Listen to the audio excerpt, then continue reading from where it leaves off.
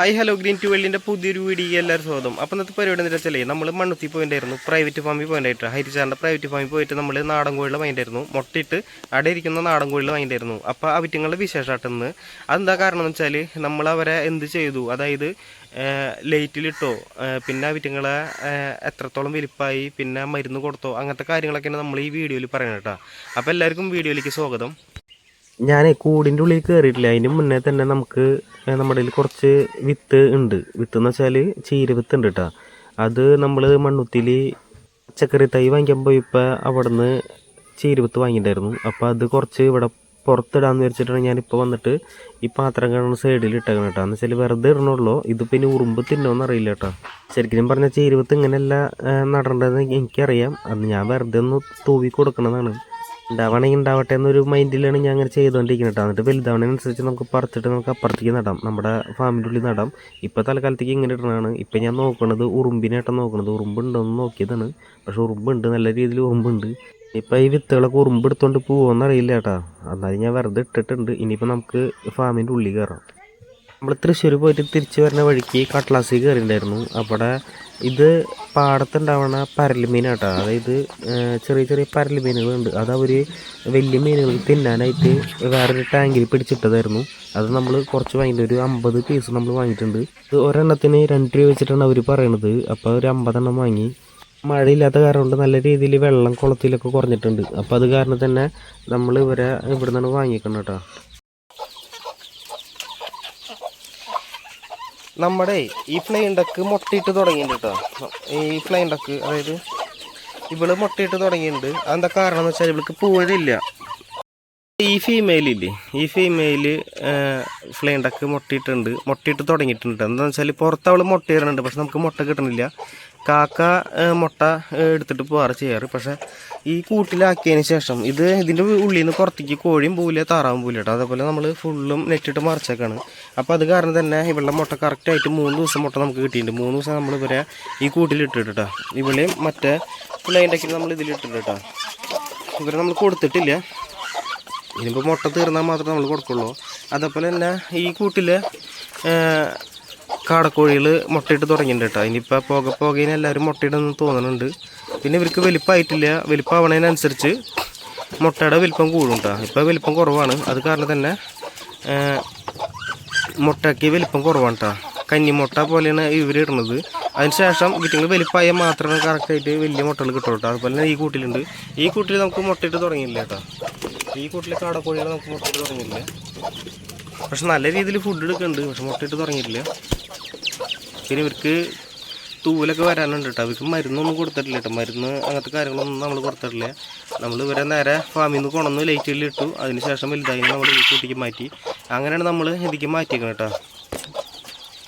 പിന്നെ നമ്മുടെ കയ്യിലുള്ള കോഴികളാണ് ഇതൊക്കെ. ഇത് കഴുത്തിൽ വെപ്പില്ലാത്തത്. പിന്നെ കഴുത്തിൽ വെപ്പില്ലാത്ത കോഴികളെ നമ്മൾ 3 എണ്ണത്തിന് എടുത്തിട്ടുണ്ട്. ആ കൂടി 3 എണ്ണം ഉണ്ടായിരുന്നു. നമ്മൾ നേരം വൈകി പോയപ്പോൾ അന്ന് മണ്ണുത്തി ഫാമിൽ പോയപ്പോൾ നമ്മൾ നേരം വൈകിണ്ടായിരുന്നു. അത് കാരണം തന്നെ കഴുത്തിൽ വെപ്പില്ലാത്തതൊക്കെ ആൾക്കാർ എടുത്തിട്ട് പോയി. അപ്പോൾ ഉള്ളത് നമ്മൾ പറക്കി കൊണ്ടുവന്നിട്ടുണ്ട് കേട്ടോ. ഇതാണ് ഇവിടെ നിലവിലുള്ള കോഴികൾ കേട്ടോ. നാടൻ കോഴികൾ ഇതാണ്, വീട്ടുകളൊക്കെയാണ്.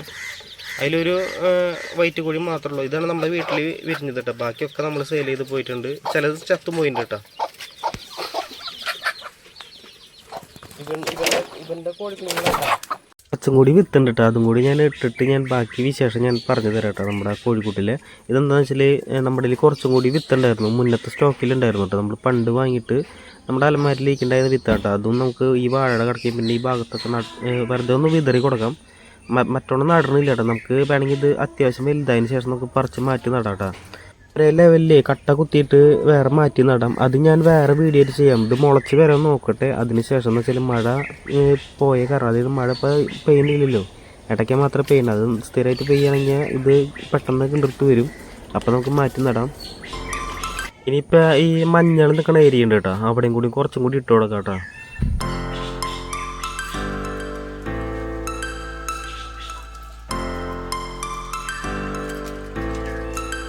ഇനിയിപ്പോൾ ഒരു പാക്കറ്റ് കൂടി ഉണ്ട്. അത് ഇവിടെ ഒന്ന് വിതറി കൊടുക്കാം. ഇവിടെ അത്യാവശ്യം നല്ല വെയിലൊക്കെ ഉണ്ട്. അപ്പോൾ പിന്നെ ഇവിടെ ഓപ്പണായിട്ട് കിടക്കുക. അപ്പോൾ അതൊന്ന് ഇത്തിരി കാട് പിടിച്ച് കിടക്കണ രീതിയിൽ ചെയ്യാമെന്ന് വിചാരിച്ചിട്ടാണ് കേട്ടോ ഇവിടെ കൊണ്ട് നിർന്നത്. ഇത് മുളയ്ക്കൊന്നും അറിയില്ല. ഞാൻ എൻ്റെ ഒരു പരീക്ഷണമായിട്ടത്. പരീക്ഷണം ജയിക്കുകയാണെങ്കിൽ നമുക്ക് ഇതേപോലെ തന്നെ കണ്ടിന്യൂ ചെയ്ത് പോവാം. പിന്നെ നമുക്കിത് പറിച്ചിട്ട് ഒരേ ലൈനിൽ പറിച്ച് മാറ്റി നടാം.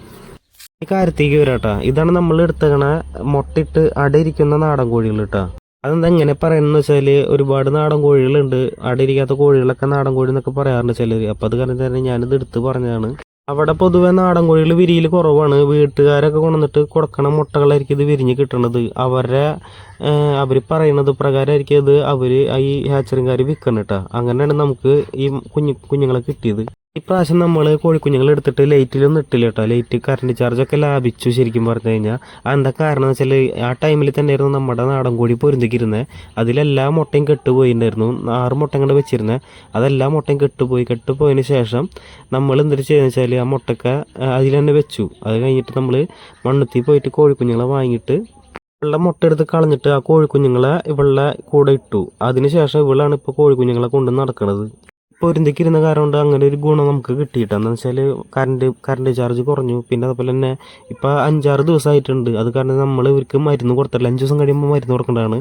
മരുന്നൊന്നും കൊടുത്തിട്ടില്ല. ഇവള് നല്ല രീതിയിൽ കുഞ്ഞുങ്ങളെ നോക്കുന്നുണ്ട്.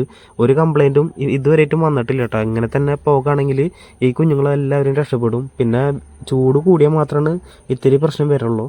പിന്നെ ഇവർക്ക് അസുഖം വരണതെന്ന് വെച്ചാൽ ചൂടൊക്കെ കൂടുമ്പോഴേ അസുഖം വരുള്ളൂ. പിന്നെ മഴക്കാലത്തും അസുഖം വരാൻ ചാൻസ് കൂടുതല. പക്ഷെ നമ്മൾ ഈ കൂട്ടിലിട്ട കാരണം കൊണ്ട് ഇവർക്ക് അസുഖം വരില്ല. ചൂട് കൂടുമ്പോൾ മാത്രമേ ഇത്തിരി പ്രശ്നം വരുന്നത്. നാടൻ കോഴികൾ പൊതുവെ ഒരു 5 കൊല്ലമൊക്കെ നിന്നാൽ മാത്രമാണ് ഒരു 2 കിലോ അടുത്ത് വരല്ലോ കേട്ടോ. എന്ന് വെച്ചാൽ അതേപോലെ ഫുഡ് അടിച്ചാലും പിന്നെ വീട്ടിലേക്ക് വലിപ്പം വരില്ല, പെട്ടെന്നൊന്നും വലിപ്പം വരില്ല. അതുപോലെ തന്നെ തൂക്കം സാവധാനം വരല്ലോ. അങ്ങനെ കുറച്ച് പ്രത്യേകതകളുണ്ട് നാടൻ കോഴികൾക്ക് കേട്ടോ. ഒരിക്കൽ പറഞ്ഞു കഴിഞ്ഞാൽ 1 മാസമൊക്കെ ആയി കഴിഞ്ഞിട്ടുണ്ടെങ്കിൽ അതിനും കുറവായിരിക്കും, വലിപ്പം കുറവായിരിക്കും. പക്ഷെ 2 മാസത്തെ അതിൻ്റെ ഗുണം വിറ്റങ്ങൾ കാണിക്കും. ഈ പ്രാവശ്യം പോയപ്പോൾ നമ്മൾ നാടൻ കോഴീനെ ഇട്ടെടുത്താൽ ഇനിയിപ്പോൾ അടുത്ത പ്രാവശ്യം നമ്മൾ പോകുമ്പോൾ വേറെ എന്തെങ്കിലും വെറൈറ്റി ഉണ്ടെങ്കിൽ നമുക്ക് അത് വാങ്ങിക്കാം കേട്ടോ. പിന്നെ ഇവിടെ അത്യാവശ്യം വെളിച്ചമുണ്ട്. ഇവിടെയും ഒന്ന് ഇട്ട് കൊടുക്കാം കേട്ടോ. വെളിച്ചം എന്ന് വെച്ചാൽ അത്യാവശ്യം നനവുള്ള ഏരിയ ആണ് കേട്ടോ. നമ്മുടെ ബാത്റൂമിൻ്റെ ഏരിയയാണ് ഈ ഭാഗം. അപ്പോൾ ഇവിടെയും കൂടി കുറച്ച് വിത്തുകൾ കൂടി അവസാനമായിട്ട് ഇട്ട് കൊടുക്കാം. ഇതോട് കൂടിയിട്ട് വിത്ത് ഇടൽ കഴിഞ്ഞിട്ടാ. ചീര വിത്ത് ഇടൽ കഴിഞ്ഞു. ഇനിയിപ്പോൾ നമുക്ക് ബാക്കി കോഴികളുടെ വിശേഷത്തേക്ക് കിടക്കാം. ഇപ്പം ഞാൻ ചെയ്ത പോലെ നിങ്ങൾക്ക് വേറൊരു ഐഡിയ ചെയ്യട്ടോ. അതും കൂടി ഞാൻ പറഞ്ഞു തരാം. പൊരുന്തിരിക്കുന്ന കോഴിയുടെ കൂടെ നമുക്ക് താറാവിൻ്റെ കുഞ്ഞിന്, ടർക്കിയുടെ കുഞ്ഞിനായാലും എന്ത് കോഴിയുടെ കുഞ്ഞ്, താറാവിൻ്റെ കുഞ്ഞൊക്കെ ആയാലും നമുക്ക് ഇവളുടെ കൂടെ ഇട്ട് കഴിഞ്ഞിട്ടുണ്ടെങ്കിൽ ഇവള് നല്ല രീതിയിൽ കുഞ്ഞുങ്ങളെ നോക്കുന്നുണ്ട്. നല്ല രീതിയിൽ ചൂടും കൊടുത്ത് നല്ല രീതിയിൽ ഇവരെ കൊണ്ടുപോകും. ഈ കോഴികളുടെ ശീലങ്ങളുണ്ടല്ലോ, കോഴികളുടെ എന്തൊക്കെ ശീലമുണ്ട് അതൊക്കെ ഈ താറാവിനാണെങ്കിലും കോഴീനായാലും ഇവർ പഠിപ്പിക്കും. അങ്ങനെ ഒരു ഗുണം ഈ കോഴിക്കുണ്ട് കേട്ടോ. ഇത് നിങ്ങൊന്ന് പരീക്ഷിച്ച് നോക്കിയോ. എന്താണെന്ന് വെച്ചാൽ വേണമെങ്കിൽ നമുക്ക് പൊരുന്തിക്കിരിക്കുന്ന കോഴിക്ക് നമുക്ക് താറാമുട്ട വെച്ച് കൊടുക്കാം. താറാമുട്ട വെച്ച് കൊടുക്കാൻ പറ്റും കേട്ടോ. വേറെ ഒരു മുട്ട വയ്ക്കാൻ പറ്റില്ല, താറാവിൻ്റെ മുട്ട വയ്ക്കാം.